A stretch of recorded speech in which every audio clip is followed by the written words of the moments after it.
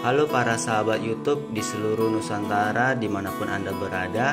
Terima kasih sudah berkunjung ke channel saya. Nah, pada kesempatan kali ini saya ingin mereview salah satu eksperimen yang saya lakukan, yaitu tentang alat tetes telur sederhana yang terbuat dari bahan kardus bekas. Nah, pada konten video saya kali ini, mengapa saya beri judul mesin tetes telur sederhana dari bahan kardus 97% dijamin berhasil. Nah, jadi para sahabat YouTube, ada 3% yang menurut saya presentasinya sangat kecil namun sangat mempengaruhi tentang keberhasilan dari eksperimen yang saya lakukan. Yang pertama yaitu tentang kesalahan teknis. Contohnya penyediaan lampu, sehingga kontrol ruangannya tidak sesuai dengan standar yang dibutuhkan. Yang kedua yaitu telur. Kemungkinan telurnya rusak seperti sudah terguncang sehingga embrionya tidak bagus lagi. Yang kedua, telur sudah busuk. Atau yang ketiga, telur itu tidak dibuahi oleh sperma jantan. Nah, yang ketiga ini yang sangat berpengaruh, yaitu tentang kehendak daripada Tuhan. Nah, jadi sebelum kita masuk pada cara pembuatan dan review tentang standar daripada alat tetes telur sederhana ini, saya ingin mengucapkan terima kasih kepada teman-teman yang sudah subscribe ke channel YouTube saya. Dan bagi teman-teman yang belum subscribe, bisa segera subscribe, langsung saja klik tombol subscribe karena subscribe itu gratis. Dan jika video ini bermanfaat, teman-teman bisa like dan bagikan video ini, dan teman-teman bisa memberikan masukan, kritik dan saran yang positif dengan berkomentar yang positif di kolom komentar yang telah disediakan.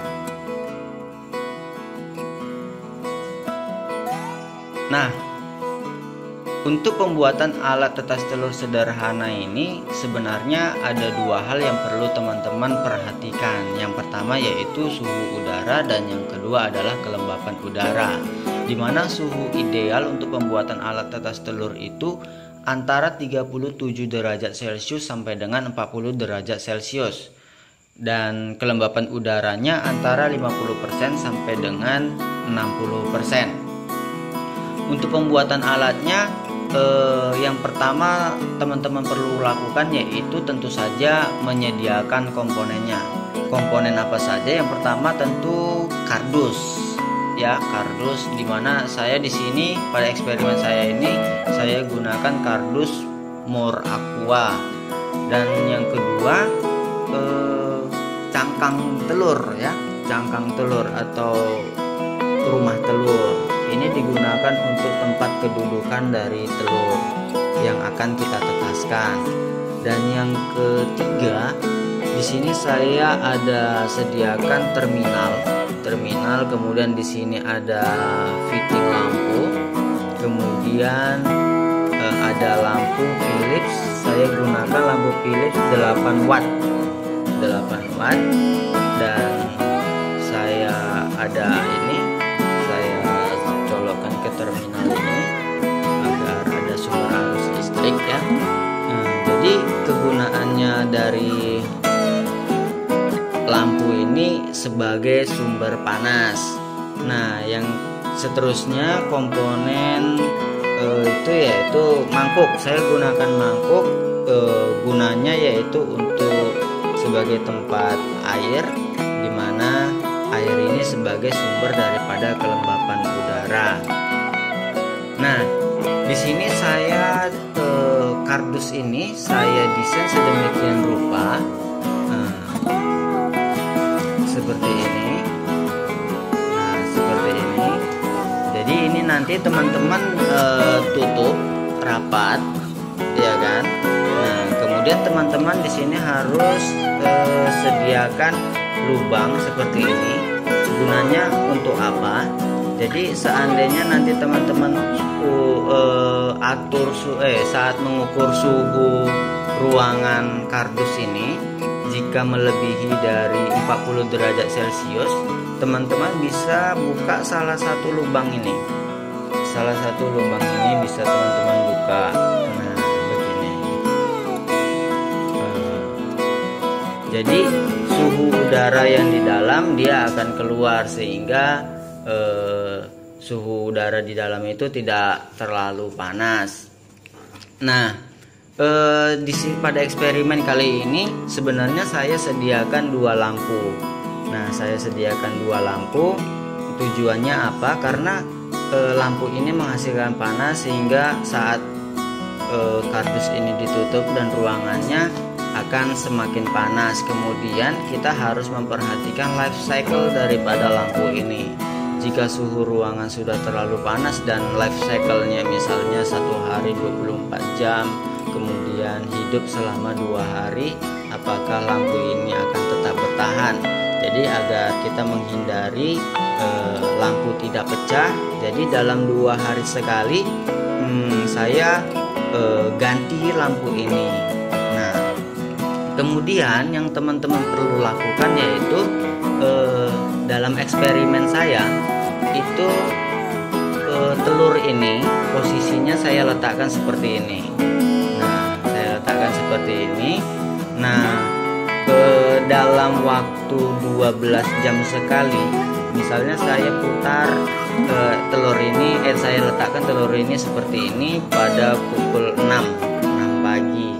Kemudian saat pukul 6 sore saya akan putar balik atau saya akan ubahkan posisinya. Nah, seperti ini. Nah, teman-teman harus lakukan hal ini secara rutin sampai dengan telur ini menetas. Nah, pada eksperimen saya sebelumnya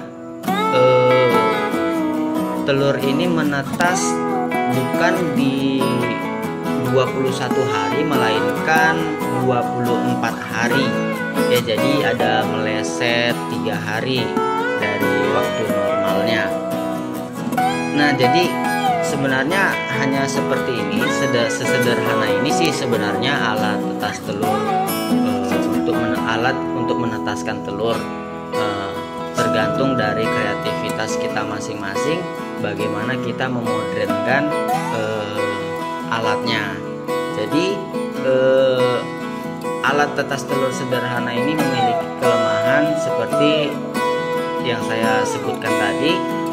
Kita memiliki kerumitan, misalnya kita harus mengganti mengganti alat sumber panasnya, kemudian kita harus perhatikan airnya apakah sudah habis, kemudian kita harus membalikkan telur ini secara manual. Nah, kalau misalnya kita memiliki waktu yang luang, tentu saja kita masih bisa untuk melakukannya. Nah, yang jadi pertanyaannya, seandainya kita tidak memiliki waktu untuk memperhatikan eksperimen yang kita lakukan. Nah, mungkin ini review alat tetas telur yang sederhana yang saya buat. Saya ucapkan terima kasih kepada teman-teman semua yang bersedia untuk menonton, dan saya mohon maaf jika banyak penyampaian yang kurang atau kesalahan penyampaian, dan saya harap video ini tetap dapat bermanfaat bagi teman-teman semua. Dan teman-teman yang memiliki kreativitas tinggi dapat memodernkan lagi, dapat menyempurnakan lagi bagaimana agar alat tetas telurnya lebih memudahkan kita untuk mengontrolnya. Mungkin itu ini review dari saya tentang alat tetas telur sederhana, dan sekali lagi saya mohon maaf, saya ucapkan terima kasih. Salam satu hobi untuk kita semua, untuk teman-teman para sahabat YouTube di seluruh Nusantara dimanapun Anda berada. Salam kukuruyuk dari Sosak Farm.